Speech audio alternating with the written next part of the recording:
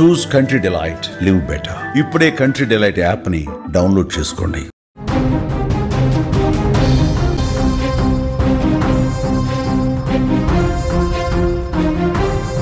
హితీక్ష హత్య కేసులో కొత్త కోణాలు వెలుగులోకి వస్తున్నాయి.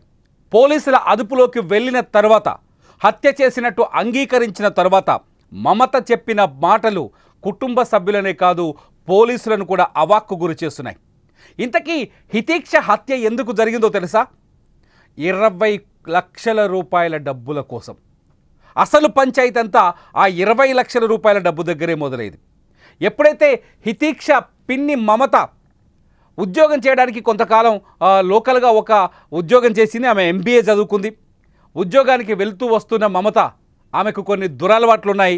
ఆ దురలవాట్లలో అతి ప్రమాదకరమైన దురలవాటు ఆన్లైన్లో బెట్టింగులు కాయటం, పేకాట లాంటివి ఆడటం. హితీక్ష హత్యకి ఆన్లైన్ బెట్టింగ్ ఒక ప్రధాన కారణం అంటే నిజంగానే ఆశ్చర్యం కలుగుతుంది. హితీక్ష అత్యంత దారుణంగా హత్యకు గురవడానికి, తన పిన్ని చేతుల్లో అత్యంత దారుణంగా హత్యకు గురవడానికి, తన రక్త సంబంధీకుల చేతుల్లోనే అత్యంత దారుణంగా హత్యకు గురవడానికి కారణం ఆన్లైన్ బెట్టింగ్.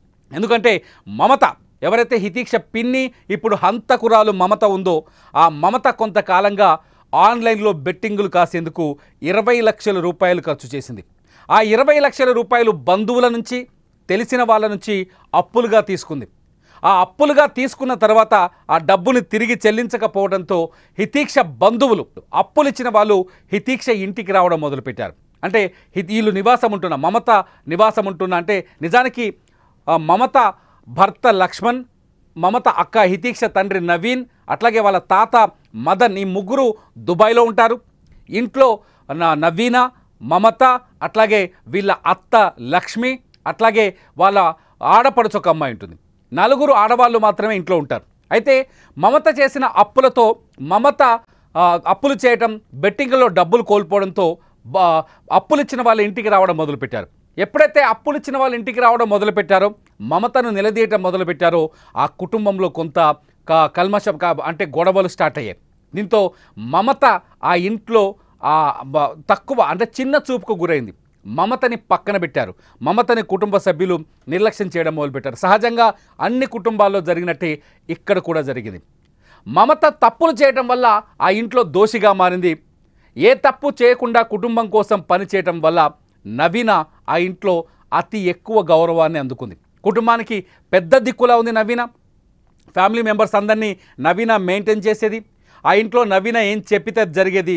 ఈ పెత్తనాన్ని మమత తట్టుకోలేకపోయింది. అందుకే నవీనని తన సొంత అక్క అయినప్పటికీ, తన పెద్దమ్మ కూతురు అయినప్పటికీ నవీనని ఏదైనా చేసి కన్నీళ్లు పెట్టించాలి, ఏడిపించాలి, నవీన పైన పగ తీర్చుకోవాలని చాలా రోజులుగా మమత ఒక ప్లాన్ వేసుకొని ఉంది. ఆ ప్లాన్లో అమలులో భాగమే హితీక్ష హత్య.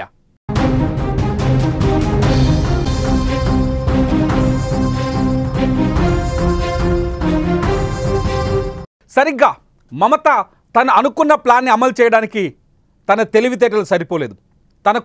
తనకు అంత అనుభవం లేదు కాబట్టి తన తెలివితేటల్ని పెంచుకోవడం కోసం, అంటే హత్య చేయడానికి ఒక అద్భుతమైన ప్లాన్ తయారు చేయడం కోసం మమత సోషల్ మీడియా మీద ఆధారపడింది. సోషల్ మీడియాలో కావచ్చు, సినిమాలో దొరికే సీన్స్ కావచ్చు, యూట్యూబ్లో ఉండే వీడియోస్ కావచ్చు, గతంలో కొందరు నేరస్తులు చెప్పిన ప్లాన్లు కావచ్చు, వీటన్నింటినీ విన్న మమత ఒక మాస్టర్ ప్లాన్ రెడీ చేసుకుంది. ఎప్పుడైతే ఇంట్లో నవీన ఉండదో, లేకపోతే ఇంట్లో వాళ్ళు ఊరికి వెళ్తారో, ఇంట్లో తను ఒక్కతిగా ఉంటుందో, ఆ సమయంలోనే హితీక్షని లేపేయాలి, చంపేయాలని నిర్ణయించుకుంది మమత. ఆ అవకాశం మొన్న మొహర్రం పండగ సందర్భంగా దొరికింది మమతకి. మొహర్రం పండగ కోరుట్లలో, కరీంనగర్ జిల్లాలో కోరుట్లలో మొహర్రం పండగ అద్భుతంగా భారీ ఎత్తున నిర్వహిస్తారు. మొహరానికి భారీ ఎత్తున బంధువుల్ని పిలిపించుకుంటారు. మొహరం రోజు రకరకాల విన్యాసాలు, సాంస్కృతిక కార్యక్రమాలు ఉంటాయి. సరిగ్గా శనివారం రోజు కూడా, జూలై 5 శనివారం రోజు కూడా ఇదే జరిగింది. హితీక్ష స్కూల్ నుంచి వచ్చింది. హితీక్షతో పాటు హితీక్ష అన్నయ్య కూడా వచ్చాడు. అంతేకాదు మమత ఇద్దరు పిల్లలు కూడా స్కూల్ నుంచి వచ్చారు. 4 ఒకే స్కూల్లో చదువుతారు. స్కూల్ నుంచి ఇంటికి రావడంతో వాళ్ళ అత్త, అంటే మమత అత్త హితీక్ష నానమ్మ ఇంట్లో ఉంది. వీళ్ళ 4 కలిసి మమత మొహరం పండగ దగ్గరికి తీసుకెళ్ళింది. అక్కడ పులి వేషాలు వేసి కొందరు నాట్యం చేస్తున్నారు, నర్తిస్తున్నారు. ఆ పులి వేషాలను చూపిస్తేందుకు ఈ నలుగురు పిల్లల్ని తీసుకొని మమత అక్కడి మొహరం పండగ దగ్గరికి వెళ్ళింది. కాసేపు అక్కడ ఉన్న తర్వాత మమత ఒక మాస్టర్ స్కెచ్ వేసింది. నిజానికి మొహరం పండగ దగ్గరికి వెళ్ళేటప్పుడే మమత ఒక కటింగ్ ప్లేయర్, మనం ఇంట్లో కరెంటు వైర్లు కట్ చేయడానికి వాడే కటింగ్ ప్లేయర్ని, అట్లాగే కూరగాయలు కోసే చాక్ని, ఈ రెండింటిని ఒక కవర్లో పట్టుకొని మొహరం పండగ దగ్గరికి వెళ్ళింది. మొహరం పండగ దగ్గరికి వెళ్ళేటప్పుడు మమతతో పాటు ఆమె చీర కట్టుకొని ఉంది. ఆ సమయంలో చీరలో ఉంది. తన వెంట ఒక కవర్ ఉంది. ఆ కవర్లో ఒక కత్తి అట్లాగే ఒక కటింగ్ ప్లేయర్ ఉంది. ఆ కటింగ్ ప్లేయర్ తీసుకొని అక్కడికి వెళ్ళిన తర్వాత మొహరం పండగ దగ్గర కాసేపు ఉన్న తర్వాత పులివేశాలు చూసిన తర్వాత పిల్లల్ని, తన మిగతా ముగ్గురు పిల్లల్ని, హితీక్షని తీసుకొని ప్రత్యేకంగా స్పెషల్గా వచ్చింది. మిగతా అంటే హితీక్ష అన్న తన ఇద్దరు ఆడపిల్లల్ని నానమ్మ దగ్గరికి అంటే లక్ష్మి దగ్గరికి పంపించింది. మీరు అక్కడికి వెళ్ళి ఆడుకోండి అని చెప్పింది. హితీక్షని తన వెంటేసుకొని ఏదైతే తన ముందుగా స్కెచ్ చేసుకొని రెడీగా ఉందో ఇల్లు, ఆ ఇంటి బాత్రూమ్ వైపు తీసుకెళ్ళింది. ఆ ఇంటి దగ్గరికి తీసుకెళ్ళిన హితీక్షని తీసుకెళ్ళి ఆ ఇంటి యజమాని లేడు. ఆ ఇంటి ఆ యజమాని కానీ ఆ ఫ్యామిలీ మెంబర్స్ కానీ వరంగల్ వెళ్ళారు. వరంగల్ వెళ్ళిన అవకాశాన్ని తనకు అనుకూలంగా మార్చుకుంది. అక్కడికి తీసుకెళ్ళి అక్కడ బాత్రూంలో హితీక్ష నోరు మూసి ముందు కత్తితో గొంతులో పొడిచి ఆ తర్వాత కటింగ్ ప్లేయర్తో ఆ ఎముకలుంటే కట్ చేసింది. అత్యంత దారుణంగా ఆ పసిబిడ్డ తల్లడిల్లుతుంటే రాక్షసిగానే పనిచేసింది. తన రాక్షసత్వాన్ని ప్రదర్శించింది. ఆ పసిబిడ్డ ఏడుస్తుంటే, నొప్పి నొప్పి అని ఏడుస్తుంటే నోరు మూసి బిడ్డ గొంతు కోసింది ఈ మమత. ఎంత రాక్షసత్వం! తన 20 లక్షల రూపాయల అప్పు కోసం తప్పు తనే చేసింది, అప్పు తనే చేసింది, బెట్టింగ్లో డబ్బు పోగొట్టుకున్న తర్వాత కుటుంబంలో అవమానానికి గురైంది. ఆ అవమానాన్ని కవర్ చేసుకోవడానికి, తన అక్క పైన అక్కసు తీర్చుకోవడానికి అత్యంత దారుణంగా ఆ వాష్రూమ్లో బంగారు తల్లి హితీక్ష గొంతు కోసి చంపేసింది. హితీక్ష చనిపోయిందని నిర్ధారించుకున్న తర్వాత అక్కడ డెడ్ బాడీని వదిలేసి, మీరు చూడొచ్చు కొన్ని ఫోటోలు మేము చూపించలేదు యూట్యూబ్ రూల్స్ ప్రకారం, స్కూల్ డ్రెస్లోనే ఉంది హితీక్ష చనిపోయినప్పుడు. స్కూల్ డ్రెస్లోనే, స్కూల్ యూనిఫామ్లో ఉన్నప్పుడే హితీక్షను చంపేసింది. హితీక్ష చనిపోయిన తర్వాత నిర్ధారించుకున్న తర్వాత తన వెంట తెచ్చుకున్న ఆ కటింగ్ ప్లేయర్, ఆ కత్తిని అదే కవర్లో, ఏ కవర్లో అయితే తను పట్టుకెళ్ళిందో అదే కవర్లో తీసుకొని ఇంటికొచ్చిన మమత ఇంట్లోకి వచ్చిన తర్వాత చీరను మార్చుకొని, తన చీరని మార్చుకొని పంజాబీ డ్రెస్ వేసుకున్నారామె. పంజాబీ డ్రెస్ వేసుకున్న తర్వాత ఆ రక్తపు మరకలున్న చీరని తీసి ఏదైతే కటింగ్ ప్లేయర్ కోసం అట్లాగే కత్తి కోసం హత్యాయుధాలు ఉన్నాయి కదా, ఆ ఆయుధాలున్న కవర్లో పెట్టేసింది. అక్కడి నుంచి నేరుగా రోడ్డు మీదకి వెళ్ళి ఒక ప్యాసింజర్ ఆటో తీసుకొని తమ ఇంటికి 1 కిలోమీటర్ దూరంలో ఉన్న జిఎస్ గార్డెన్ అనే ప్రాంతానికి వెళ్ళింది. ఆ జిఎస్ గార్డెన్ వెనకాల ఒక నిర్మానుష్యమైన ప్రదేశంలో ఒక వీధి ఉంది. ఆ వీధిలో ఈ బ్యాగ్ను పడేసింది. ఏమీ తెలియని నంగనాచిలాగా మళ్ళీ తిరిగి ఇంటికి వచ్చింది. ముగ్గురు పిల్లలే పీర్ల పండగ దగ్గరికి, అంటే మొహరం సంబరాల దగ్గరికి 4 పిల్లలు వెళ్ళి ఇంటికి కేవలం 3 తిరిగి రావడంతో అనుమానం వచ్చిన నానమ్మ, హితీక్ష నానమ్మ హితీక్ష కోసం తన కూతురు, అంటే నానమ్మతో పాటు వాళ్ళ పాప కూడా ఉంది, వాళ్ళ మేనత్త ఉంది, హితీక్ష మేనత్త, పెళ్లిగాని మేనత్త ఇంట్లోనే ఉంటుందామె. వాళ్ళిద్దరూ కలిసి హితీక్ష కోసం గాలింపు మొదలుపెట్టారు. ఆ సమయంలో నానమ్మ తమ హితీక్ష కోసం గాలింపు మొదలుపెట్టింది. ఈ సమయంలో హితీక్ష తల్లి నవీన అట్లాగే వాళ్ళ మేనత్త ఇద్దరు జగిత్యాల షాపింగ్ కోసం వెళ్ళారు. వాళ్ళు తిరిగి వచ్చేలోపే ఇంటి దగ్గర గలాట మొదలైంది. హితీక్ష అదృశ్యమైంది, కనిపించట్లేదు అని మొదట భయపడ్డారు. ఎవరైనా కిడ్నాప్ చేసి ఉంటారా, జనం ఎక్కువగా ఉంటారు కాబట్టి కిడ్నాప్ చేసి ఉంటారని చెప్పేసి భయపడ్డారు. వెతికారు. చాలా సేపటి తర్వాత వీళ్ళే, హితీక్ష కుటుంబ సభ్యులే, పోలీసులు చెప్పిన దాని ప్రకారం, ఈ నిజాలన్నీ పోలీసులు చెప్పిన దాని ప్రకారం చెప్తున్నాను నేను, హితీక్ష కుటుంబ సభ్యులే ఎదురింట్లో ఉన్న బాత్రూంలో ఆ బంగారు తల్లి డెడ్ బాడీని కనిపెట్టారు. అది చూసి ఒక్కసారిగా ఆ వీధిలో ఉన్న వాళ్ళంతా బోరున విలపించారు, కన్నీళ్లు పెట్టుకున్నారు. ఆ సమయంలో వాళ్ళ దుఃఖాన్ని ఆపలేని పరిస్థితి. ఇంతలో ఇమీడియట్లీ అక్కడికి పోలీసులు చేరుకున్నారు. ముందు సిఐ సురేష్ బాబు అక్కడికి చేరుకున్నారు. సిఐ సురేష్ బాబు అక్కడికి చేరుకొని విచారణ మొదలుపెట్టారు. ఇంతలో విషయం డిఎస్పి రాములు దగ్గరికి వెళ్ళింది. డిఎస్పి రాములు తన బృందంతో అక్కడికి వచ్చారు. ఆ తర్వాత ఈ ఇష్యూ మరింత పెద్దదైంది. సాయంకాలానికి 7, 8, 9 అయ్యేలోపు ఎస్పీ అశోక్ కుమార్ కూడా వచ్చేశారు. ఈ ముగ్గురు పోలీస్ ఆఫీసర్లు చాలా తెలివిగా, చాకచక్యంగా ఈ కేసుని చాలా తెలివిగా డీల్ చేశారు. నిజానికి శనివారం సాయంత్రం 5:30, 6 గంటల ప్రాంతంలోనే హితీక్ష హత్యకు గురైతే శనివారం సాయంత్రం 9:30 లోపే పోలీసులు ఆ హత్యోదంత మిస్టరీని ఛేదించారు. కానీ వివరాలు చాలా ఆలస్యంగా ప్రకటించారు. 9 గంటలకు ఎస్పీ అశోక్ కుమార్ తన పోలీసు బృందాల్ని, అట్లాగే డాగ్ స్క్వాడ్ని, అలాగే క్లూస్ టీమ్ని రంగంలోకి దించారు. డెడ్ బాడీని దగ్గరలో ఉన్న కోరుట్ల ప్రభుత్వ ఆసుపత్రికి తరలించారు. మమత కూడా ఉంది. హితీక్షని వెతికే గ్యాంగ్లో అంటే వాళ్ళ అత్త, అట్లాగే నవీన, వాళ్ళ మేనం ఎవరైతే ఆడపడుచు, వీళ్ళందరితో పాటు మమత కూడా ఏడుస్తూ నటిస్తూ ఆ పాపను వెతికింది. మమత ఆసుపత్రికి వచ్చినప్పుడు మీరు స్క్రీన్లో విజువల్ చూస్తున్నారు. 2 విజువల్స్, ఒక దాంట్లో డాగ్ స్క్వాడ్కి సంబంధించింది, రెండో దాంట్లో మమత చిన్నారిని అత్యంత దారుణంగా చంపిన మమత ఆసుపత్రిలో సొమ్మసిల్లి పడిపోయినట్టుగా నటించింది. ఎవరు చంపారు హితీక్షని అనేది అతి పెద్ద ప్రశ్నగా మారింది పోలీసులకి. ఆ క్షణంలో పోలీసులు చేసిన కొన్ని సాహసాలు, లేకపోతే వాళ్ళ ఎక్స్పీరియన్స్తో ఒక అద్భుతమైన నిర్ణయం తీసుకున్నారు. డాగ్ స్క్వాడ్ని తీసుకొచ్చి హత్యాస్థలం నుంచి డాగ్ స్క్వాడ్ని వదిలితే అది నేరుగా వెళ్ళి హితీక్ష ఇంట్లోకే చొరబడింది. ఎప్పుడైతే డాగ్ స్క్వాడ్ హితీక్ష ఇంట్లోకి వెళ్ళిందో అప్పుడే పోలీసులు ఒక క్లారిటీకి వచ్చారు. ఈ హత్య చేసింది, బంగారు తల్లిని చంపింది బయట వారు ఎవరో కాదు, ఇంట్లో ఉన్న వాళ్ళే అని. వెంటనే పోలీసులు సిఐ సురేష్ బాబు ఆధ్వర్యంలో పోలీసులు హితీక్ష కుటుంబ సభ్యులందరినీ స్టేషన్కి తరలించారు. హితీక్ష తల్లిని తీసుకెళ్లారు, హితీక్ష నానమ్మని తీసుకెళ్లారు, హితీక్ష మేనత్త ఇంట్లో ఉండే ఆడపడుచుని తీసుకెళ్లారు, అట్లాగే మమతను కూడా పోలీస్ స్టేషన్కి తీసుకెళ్లారు.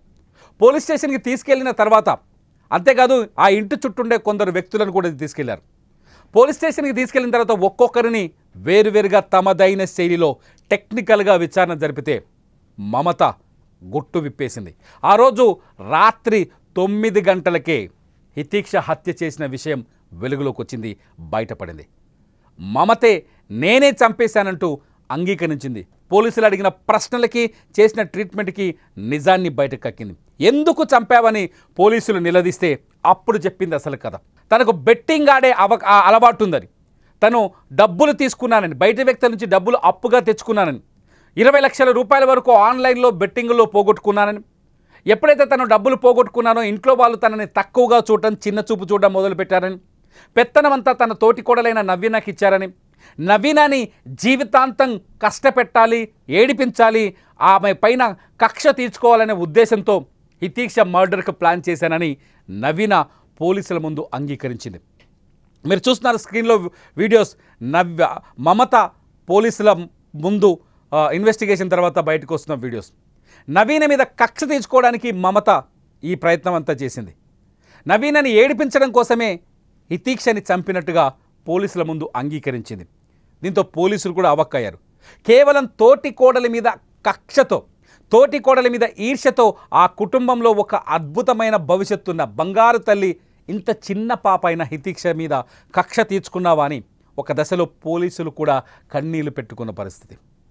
పోలీసులు కూడా తట్టుకోలేకపోయారు ఆ బంగారు తల్లి హత్య తీరును చూసి, హత్య చేసిన మనిషిని చూసి, హత్య చేసిన మనిషి దగ్గరున్న అసలు కారణం చూసి. ఆ రాత్రే దుబాయ్లో ఉన్న హితీక్ష తండ్రి రాముకి, అట్లాగే మమత భర్త లక్ష్మణ్కి, అట్లాగే హితీక్ష తాత మదన్కి ఇన్ఫర్మేషన్ వెళ్ళింది. మొదట రాము అట్లాగే అతని తండ్రి మదన్ వేగంగా ఏడ్చుకుంటూ ఆదివారం ఉదయానికే వాళ్ళు కోరుట్లకు చేరుకున్నారు. కానీ లక్ష్మణ్ కొంత సంశయించాడు. ఇంటికి రావాలంటే బాధపడ్డాడు, భయపడ్డాడు. లక్ష్మణ్కి వీసా దొరకలేదనే సమాచారం కూడా మన దగ్గర ఉంది. వీసా దొరకపోవడంతో లక్ష్మణ్ రాలేకపోయాడు. ఈలోపు హితీక్ష అంత్యక్రియలు జరిగిపోయి ఆదివారం రోజే తన భార్య మమత పోలీస్ స్టేషన్లో ఉంది. తన పిల్లలిద్దరు ఇప్పుడు అనాథలుగా మారిపోయారు. దీంతో మంగళవారం మధ్యాహ్నానికి లక్ష్మణ్ కూడా దుబాయ్ నుంచి ఇంటికి వచ్చాడు, కోరుట్లకు వచ్చాడు. వచ్చి రాగానే తన వదిన దగ్గరికి వెళ్ళాడు నేరుగా. మీరు స్క్రీన్లో చూస్తున్నాడు లక్ష్మణ్ ఆ కుటుంబం దగ్గరికి వచ్చి బోరున విలపిస్తున్న విజువల్స్. తన వదిన దగ్గరికి వెళ్ళి చేతులు పట్టుకొని ఏం చెప్పాలో, అన్నకేం సమాధానం చెప్పాలో అర్థం కాని స్థితిలో, తన వదిన కన్నీళ్లు కారుస్తుంటే ఆ కన్నీళ్ళకి ఏం సమాధానం చెప్పాలో అర్థం కాని స్థితిలో ఆమె చేయి పట్టుకొని క్షమాపణ అడిగాడు లక్ష్మణ్. నా భార్య ఇంత పెద్ద తప్పు చేస్తుందని నేను అనుకోలేదు అని చెప్పాడు. లక్ష్మణ్ కన్నీళ్లను చూసి రాము వాళ్ళ కన్నీళ్లను చూసి తట్టుకోలేని పరిస్థితి. రాము చాలా స్పష్టంగా చెప్తున్నాడు, నా తమ్ముడు చాలా మంచోడు, నా మరదలే ఈ హత్యకు అసలైన కారకురాలని చెప్పేసి. దీంతో ఆ అన్నదమ్ముల బాధ, ఆ అన్నదమ్ముల మధ్య ప్రేమ, ఆ లక్ష్మణ్కి ఆ పాప మీద ఉన్న ప్రేమ, లక్ష్మణ్కి తన కుటుంబం మీద ఉన్న ప్రేమ స్పష్టంగా కనిపించింది. కేవలం మమత తన అక్కసు తీర్చుకోవడానికి, తన కక్షను తీర్చుకోవడానికి, తన సొంత అక్క, నిజానికి ఈ కుటుంబం గురించి చాలాసార్లు చెప్పాను నేను, మొత్తం దగ్గర బంధువు. మమత నవీన కూడా సొంత అక్క చెల్లెల పిల్లలు, రాము లక్ష్మణ్ కవల పిల్లలు, వాళ్ళంతా బంధువులు. మమత బాగా చదువుకున్న అమ్మాయి, MBA చదివిందని తెలుస్తోంది. నవీన కూడా డిగ్రీ వరకు చదివిందని తెలుస్తుంది. చదువుంది, జ్ఞానం ఉంది. అయినా బెట్టింగ్ అనే దురలవాట్లు ఆమె బుద్ధిని మార్చాయి, ఆమెని నేరస్తురాలుగా చేశాయి. ప్రస్తుతానికి మమత పోలీస్ కస్టడీలో ఉంది, ఆమెని రిమాండ్కి తరలించారు. అయితే ఈ హత్యలో ఇంకా చాలా ప్రశ్నలు మిగులున్నాయని చెప్తున్నారు పోలీసులు. ఈ హత్యలో కేవలం మమత పాత్ర ఒకటే ఉందా? మమత ఒక్కతే ఇంత పెద్ద సాహసం చేసిందా? మమత కేవలం డబ్బులు పోగొట్టుకున్నంత మానసిక ఆందోళనతోనే నేరస్తురాలుగా మారిందా? లేకపోతే మమతకి ఇంకెవరైనా సహకరించారా? ఈ కోణంలో పోలీసులు విచారణ జరిపారు. నిన్న విచారించారు, ఇవాళ కూడా విచారిస్తున్నారు.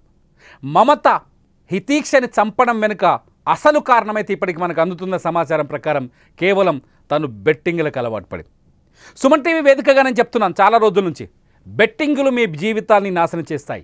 బెట్టింగ్స్ మీ లైఫ్ని, మిమ్మల్ని క్రిమినల్స్గా మారుస్తాయి. బెట్టింగ్స్ మీ కుటుంబాన్ని కూల్చేస్తాయి. బెట్టింగ్ వల్ల ఎన్నో కుటుంబాలు రాత్రికి రాత్రి పిల్లలకు విషమిచ్చి ఆత్మహత్యలు చేసుకున్న సందర్భాలు ఉన్నాయి. బలవన్ మరణాలకు పాల్పడ్డ సందర్భాలు ఉన్నాయి. దయచేసి ఆన్లైన్ బెట్టింగ్ల జోలికి వెళ్ళకూడదని చాలాసార్లు సుమన్ టీవీ మీకు రిక్వెస్ట్ చేసింది. ఆన్లైన్ బెట్టింగ్లకు, క్రిప్టో కరెన్సీ మోసాలకు వ్యతిరేకంగా సుమన్ టీవీ క్యాంపెయిన్లు చేస్తూ వస్తుంది. అయినప్పటికీ సమాజంలో ఇంకా ఎడ్యుకేట్ అవ్వాల్సిన అవసరం ఉంది మనుషులు. మమత లాంటి వ్యక్తులు మీ కుటుంబాల్లో కూడా ఉండొచ్చు. బెట్టింగ్లకు అలవాటు పడితే మమత లాంటి వ్యక్తులు మీ ఫ్యామిలీల్లో కూడా తయారవ్వచ్చు. మంచి వాళ్ళే నేరస్తులుగా మారి ఫ్యామిలీల్ని ఆగం చేయొచ్చు. ఇప్పటికైనా బెట్టింగ్లకు దూరంగా ఉండండి. మీ పిల్లల్ని బెట్టింగ్లకు దూరంగా ఉంచే ప్రయత్నం చేయండి.